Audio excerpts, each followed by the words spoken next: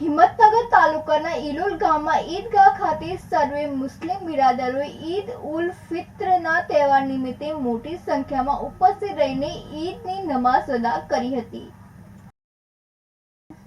સાબરકાંઠા જિલ્લાના હિંમતનગર ઈદગાહ ખાતે સર્વે મુસ્લિમ બિરાદરોએ ઈદ ઉલ ફિત્રના તહેવાર નિમિત્તે મોટી સંખ્યામાં ઉપસ્થિત રહી ઈદની નમાઝ અદા કરી હતી અને એકબીજાને ઈદની શુભેચ્છાઓ પાઠવી હતી, જેમાં એ ડિવિઝન પોલીસનો ખૂબ જ સારો સહકાર મળ્યો હતો।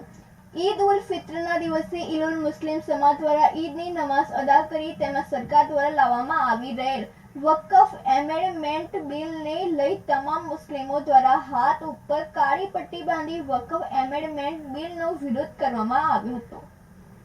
આબિદ ભુરા સાથે નંદિની જોશી, સિટી ન્યૂઝ, હિંમતનગર। યુસીસીના સંદર્ભમાં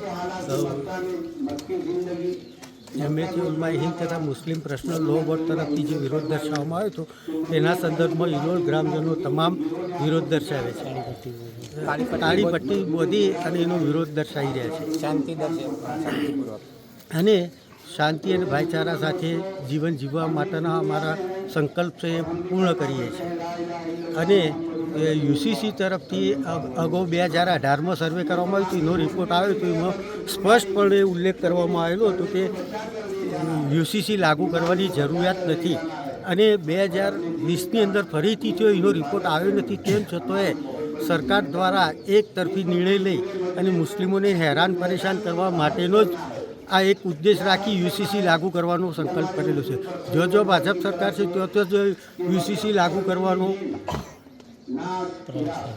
ષડયંત્ર રચેલ છે, જેથી અમે ઇલોલ ગ્રામજનો તથા સમગ્ર હિન્દુસ્તાનના મુસ્લિમોનો વિરોધ કરીએ છીએ અને યુસીસી લાગુ ન કરવા માટે સંકલ્પ કરીએ છીએ। સાબરકાંઠા જિલ્લાના હિંમતનગરના પાણપુર ગામમાં ઈદગાહ પહોંચી ઈદની નમાઝ શાંતિપૂર્ણ માહોલમાં મુસ્લિમ બિરાદરો દ્વારા પૂરી કરવામાં આવી હતી।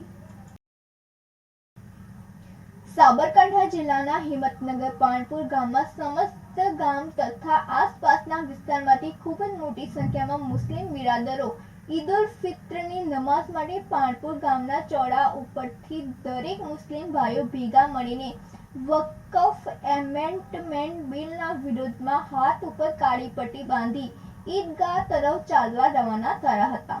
કોઈ પણ જાતના શોર શરાબા વગર શાંતિપૂર્ણ રીતે ઈદગાહ પહોંચી હતી। ઈદની નમાઝ શાંતિપૂર્ણ માહોલમાં મુસ્લિમ બિરાદરો દ્વારા પૂરી કરવામાં આવી હતી। સાથે જ હિંમતનગર ગ્રામ્ય પોલીસ દ્વારા ઈદગાહ સ્થળ પર પોલીસ જવાનો તથા મહિલા પોલીસ સ્ટાફ મૂકી મુસ્લિમ સમાજના લોકો માટે પ્રોટેક્શન પૂરું પાડવામાં આવ્યું હતું। આબિદ ભુરા સાથે નંદિની જોશી, સિટી ન્યૂઝ, હિંમતનગર।